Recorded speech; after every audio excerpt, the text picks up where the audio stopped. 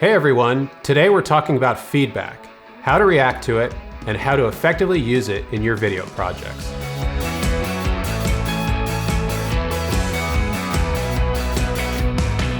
Welcome to Starting Points, a series for content managers, marketers, and communications professionals where we chat in depth about all aspects of producing engaging video. Give us a like and hit subscribe if you're enjoying these creative chats. I'm Matt Nagy, Creative Director of Origin Story, a creative communications company based in the Washington, D.C. area. Today I'm joined by a special guest, Hart, CEO of the Hart Learning Group. Hart has a unique blend of training experiences, having expertise as an attorney, professional actor, and a certified executive coach. He leads interactive learning events on feedback and coaching, diversity, conflict management, and many other related topics. In addition, he's produced award-winning educational broadcast television. Hart has quite a resume, and I think I've hit all the big points. He and I have worked together on a number of training videos, and he has great insight into how people work together and collaborate. Hart, I'm glad you're here to share your perspective. Hey, thanks, Matt. I'm glad to be here. Thanks for inviting me. So let's go on feedback. All right. So we're going to talk about feedback, obviously, and this is something that I've wanted to touch on for a while because it's incredibly essential to the type of work that we do. And it's one of those things that can really take a project from good to great, and when well done, it can really elevate the project. And when it's not done as well, it can lead to some less than ideal outcomes. So in any creative project, especially video, you're constantly getting feedback, whether it's from your peers, your management, vendors, their team, pretty much anyone in the pipeline. And more often than not, I've found that many people give feedback that doesn't really move the project forward. Sometimes it's circular, sometimes it's conflicting. One person's telling you go left, one person's telling you go right.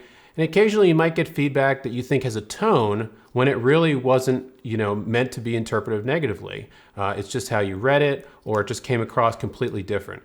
So we're going to explore feedback and talk about ways to make it more effective and how to promote more collaboration and less confusion. So Hart, let's start with the basics. Tell me about how we as humans react to getting feedback. Let me talk about the process a little bit. All right. Thanks, Matt.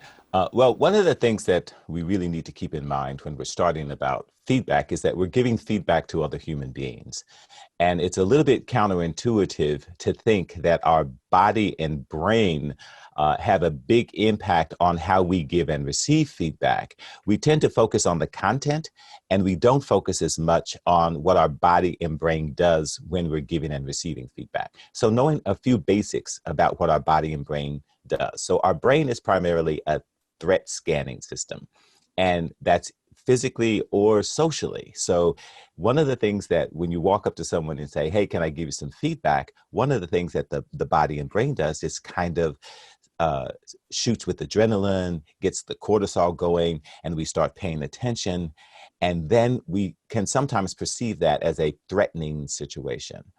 And so recognizing that our body and brain may trigger in that way, that's why a lot of times when you ask someone, can I give you some feedback, you'll see them tense up a little bit. But once we know that that is going on, we can actually calm that down and recognize that we're in a safe space and we can actually begin to dialogue about the feedback. So a couple of things we can do when someone approaches us and said, hey, can I give you some feedback? One is recognize that your body is doing that and know that that's a normal thing. Number two, just take a couple of deep breaths and prepare the body to receive the feedback. It sends the message that this is not a threat. This is this is something that we can work on and collaborate together. That's what the receiver can do.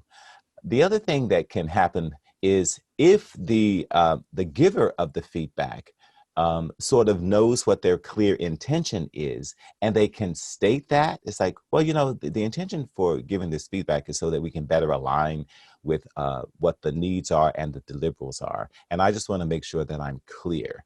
Is that okay? Setting the intention can also go a long way toward calming down the body and the brain and create better engagement between the two of us. Both giver and receivers' bodies will trigger. Like a lot of times people don't like giving feedback because they're afraid I'm not going to be clear. I'm going to look like I don't know what I'm doing. Are they going to think I'm professional? And so both people can come into a feedback situation a little bit anxious, but setting a clear intention can help the giver.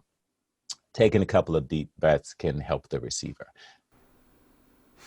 No, that's some really interesting insight into feedback. And we had talked a little bit before, and kind of before this recording and gone over some of this, and I really had no idea that it was it's kind of like built into the evolutionary process of how we kind of process information and things like that. And so, and when you kind of frame it in that context, it really makes sense that we have to kind of prepare ourselves both as the giver and the receiver to give feedback. And I think just kind of in my situation that I've run into over the years, I think it's important to just make sure state the intent, make sure that you have that kind of safe space, and we want to make sure that I think part of it is to listen and be able to make sure that we don't make people feel guilty or feel ashamed, that they that we know that we're trying to get to a common goal and that working together is part of that process. What do you think some of the common mistakes are that you see when people are giving feedback? Can you elaborate a little bit on that? Well, some of the common mistakes that people make is they don't pay attention to the actual impact that they're having on the person. So looking at the person's body language, and sometimes getting frustrated internally and not noticing when their tone shifts. Because if there's if I'm giving you feedback on something and I say, well, Matt, that's just not exactly aligned with what I thought we were going to be doing. And so I really would like for us to focus on, and if you noticed, there was a slight edge that entered into my tone. And a lot of times when people when we're giving feedback to people, they perceive that edge as us being angry with them and it can trigger us into a threat situation. And a lot of times that edge has more to do with us being frustrated about not being as clear as we would like to be. So we can kind of name that. It's like if you notice them reacting, you can say, maybe I'm a little bit irritated at myself right now because I'm not being as clear as I thought I was being. So could you just reflect back to me what you've heard me say so I can make sure that, I'm communicating clearly right now? Getting a lot of feedback, like you said, kind of giving one thing at a time, it takes a lot, for us to process all these kind of things. I know that when I get a lot of feedback, and somebody kind of, sometimes people just kind of give me the fire hose and I have to, say, oh, hang on, I need to process all this stuff. I need to take this, one at a time. Sometimes I'm taking notes to make sure that I remember things later, because a lot of times I'll be getting feedback and it's on something that I'm not going to address for a couple of days or maybe in a week down the line. So I have to kind of remember all this. So I have to, kind of be able to process this. And I think it's important to remember that, obviously we all process feedback differently, but we have to make sure that, that we do it in such a way where people have time to process it. And so that they kind of have an understanding of, okay, what do I mean by this? What do they mean by this? And how do I take this and run with it to make it, effective for the project that I'm working on? You made a couple of really crucial points that I would really like to highlight. One of the things that you did was you asked a lot of questions there, which was, well, I just want to make sure that I'm clear. I want to make sure that you have enough understanding of this. I want to make sure. Asking questions to clarify, just like you did with me, you just modeled exactly that. That's one thing. The other dynamic that you brought to mind when you were talking about was different feedback styles. So we have different talking styles, we have different thinking styles, and we have different feedback styles. For example, some of us talk to think, and we're talking and we're thinking things through as we're talking. And so we can just keep going and going, and we're doing that because that's our normal process.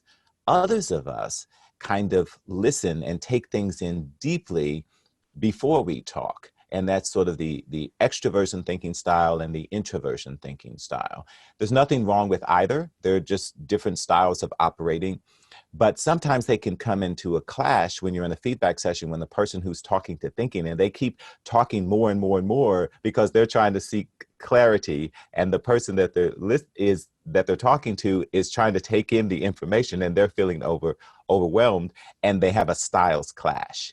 You're absolutely right. I know that being self-aware about how you receive feedback and kind of how you conversate with different people is super important. I know that I've expressed ways that I internalize things, and I'm definitely more of a I kind of take things in and think about it before I speak, as opposed to kind of talking through and kind of figuring it out as it's kind of coming out. So sometimes that's in the past has led to some misunderstandings, because it can, so if I'm kind of internalizing things, it can kind of seem like I'm a little disconnected, but when in reality, no, I'm just processing it.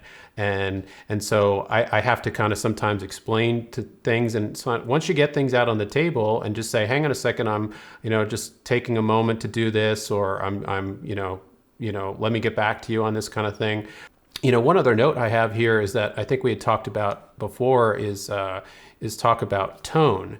And, tone and emotion have a lot to do this. So can you kind of give an example, talk a little bit about tone and kind of give an example and some of the differences? Yeah, well, this is a very interesting dynamic, particularly when you're working in a sort of a multicultural, multilingual, multi regional environment. Recognizing that people who are speaking in our language, that's a first or a second language for them, or a second or third language for them, and also bringing that level of awareness, we can have patience with the pace and the tone, and recognizing that the tone can sometimes be culturally related, and we can catch ourselves triggering. And I'll give you that. When I was in Russia, for example, the tone of giving feedback as compared to the tone that I was used to here in the US seemed a little gruffer in some places. And it took me aback initially.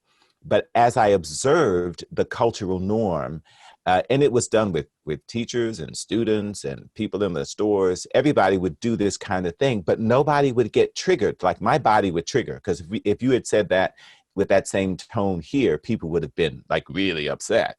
But once I realized it, it was like, oh, this is the tone norm here. And if I don't join it, it causes a little bit of disconnect for them. Working cross-culturally, a lot of times people will give you cultural best behavior kind of pass on it. Well, they don't know, they're not from our culture, they don't really know. But the more that we can align with the culture, the more we show respect, and the more we can adjust to the tone that's appropriate for the situation. There's a magic sort of way to make sure that feedback is less stressful for both the giver and the receiver. So I'm going to give you this magic right now. I'm ready. I'm ready for it. You ready for it? Okay. It's sort of like a magic incantation on how to make feedback easier to give. So let's say you and I just got on this conference because we had talked a little bit before. And if I started out saying, hey, Matt, just before we get started, is there anything that you noticed the last time that we communicated that I could have done a little bit differently to be a little bit more supportive or a little bit clearer? I just want to check in before we get started on that. What I have just done is invited you to give me some feedback. And just by inviting the feedback, my anxiety is down because I'm asking for it and I know I have a need for it, and my intention is to get some feedback. Your anxiety is likely lower because now I've invited you to share some insights and remove the shared goal space. So there's a lot of power in asking for feedback, and it makes it easier for both the giver and the receiver.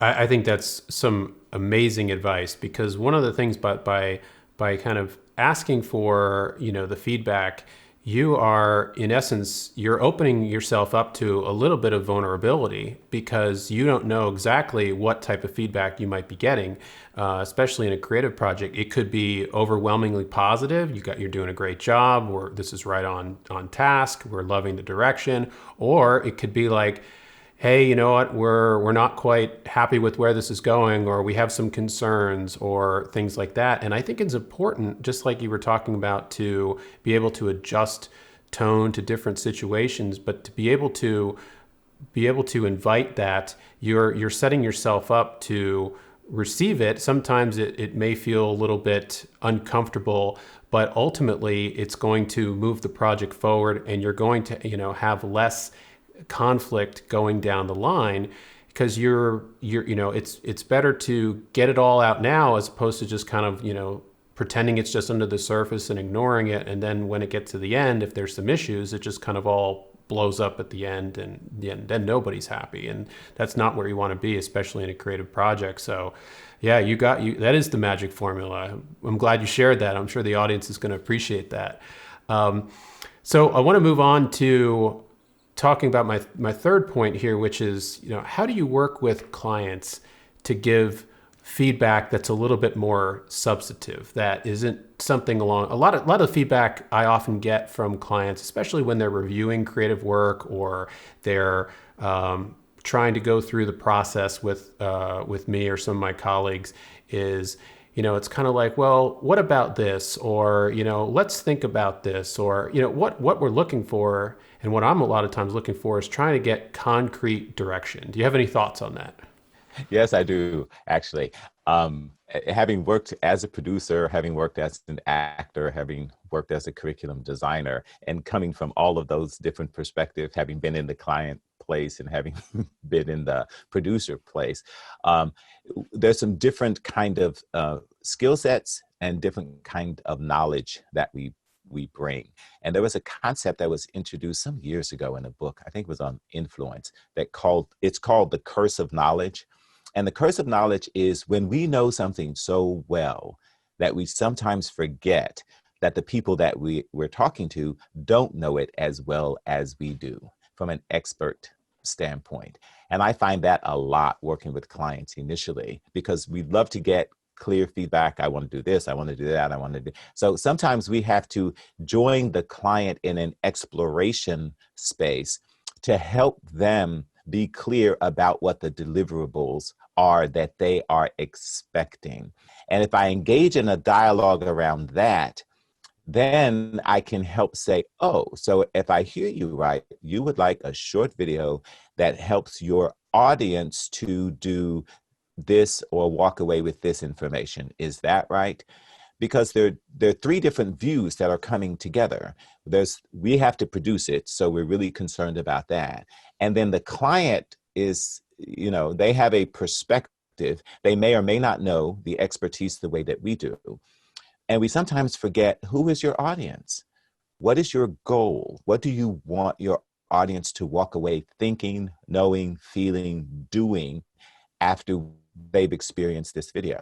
I want them to know more about this subject. I want them to take this action. I want them, and by having that dialogue, then we can say, okay, well, let me just mark this out for you. And you can sort of visualize it. Sometimes you can do sort of a storyboard and say, it might look something like this. It might, and you can sort of educate, and through that process, help them get clarity on what the outcome is.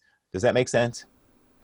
Yeah, absolutely. I think that's important, to be able to have that clear understanding so that you're all aligned. Everybody kind of knows, like you said, talking about the outcome, managing the expectations, and not only just managing the expectations, but outlining what the expectations are, and asking for reaffirmation. I tend to do that a lot when I'm working with clients, especially communications professionals and marketers and content people. Is I often find that I have to ask more questions, I think, than even they're comfortable with.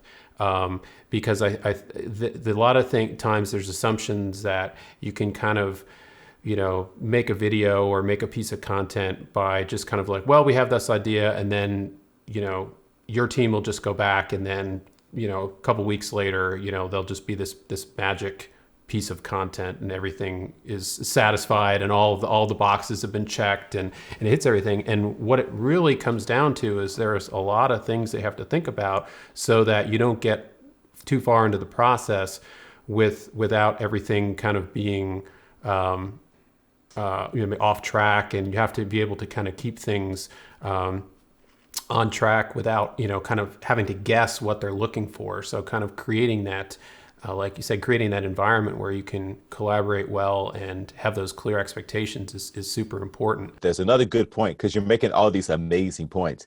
Because if you get a sense that there's not clarity in the talking, you might be working with someone who is not visual by nature. And so as much as you're describing it with words, that's an indication, maybe I should show them something. And then you should decide what that is, whether it's a storyboard or whether you should to bash together some visual kind of content with a flow, and then give them something to react to. And when they're reacting, then you get to say, so what did you like about that? What would you like to see changed about that? And that can help crystallize and focus a little bit more if you get the sense that the words are just not working. You're right, and that's why, especially when we're producing video, one of the things that I like to do is try and have as many kind of pieces in the process to kind of get that feedback. So typically, the first point of contact would be a kind of a creative kickoff call or multiple calls about the creative direction and the kind of overall kind of path that we're going to take. The second is then a script or an outline. A lot of times then there's storyboards and style frames and visuals involved. So if we didn't quite get it, if the picture isn't quite as clear on the scripting side because that's just word, in words, we can get it in the kind of like, this is what the storyboard, this is how we're visualizing. So you start to get a sense of, what it's going to look like. I kind of always liken it to building a house. So you have to go through the process where you kind of describe what you want, and then you get a design and you get some blueprints and maybe you get some renderings so that, you want to make sure that all these things are clear and aligned before the house gets built. And all of a sudden you show up one day and be like, that's not what I wanted. Like, I wanted 5 bedrooms instead of 3, or I wanted a basement, or, I wanted a second floor. So, yeah, I think those are super important. And I think giving people, especially if people aren't visual by nature, that opportunity, it just makes the process go really, really smoothly. So, Hart, my last thought here and last question is, let's talk about kind of the medium for feedback. Obviously most of us, and you and I, work with a lot of people in the corporate space. So can you talk a little bit about how to determine the best medium for feedback? So is it, some people like to work via phone, via email. Can we talk a little bit about like some effective, recommendations for that? I can, and this is a really big factor, because right now people have a preference. So some people, I have people who have sent me, just text me, do not call me. I prefer feedback over text. I have other people who I've worked with who say, I prefer feedback over email. I have other people who say, I prefer audio calls. I have other people who say, I prefer video chats. And so one of the first things I do when I'm starting working with the client, I actually ask the question, what medium do you prefer to receive communications and feedback on? And as much as possible, I try to partner with the medium that the client prefers. And then the second factor is, what is the need of the moment? Because let's say I have a client who prefers either text or email. Text, people prefer to have really short back and forths. So that might not be the appropriate medium for the type of feedback that we need on the project. It needs to be a little bit longer. So I might text them and say, hey, this is a little bit longer for a text. Perhaps we could just get on a call for, 5 minutes, because it'll make it clearer. Make sure that the medium that you choose is, as much as possible, aligned with the preferences, but then fit with the need. because each of us sometimes have to step out of our preferences to align with the shared goal of getting the best product and respecting each other's times. I think the bottom line is being as open with communication and asking questions and having those conversations early on in the process tends to mitigate and leads to better feedback and leads to better collaboration. So Hart, this has been a fantastic and awesome conversation. Thank you so much for all of your insights. There's so many good takeaways here. Really appreciate the time, and I really hope we can work together in person sometime soon. Oh, I'm looking forward to working together too. I miss that sort of synergy of the group coming together for a creative purpose. But I hope these ideas are helpful for your client. And thank you, Matt, for inviting me to be a part of this process. We always have such great conversations. So thank you for thinking of me, and thank you for including me in this process. Absolutely, anytime. Hope to have you back at some point. So you can learn more about Emmy Hart and his company, Hart Learning Group, at hartlg.com. And you can also connect with Hart on LinkedIn. Thanks to everyone for watching, and I'll see you next time.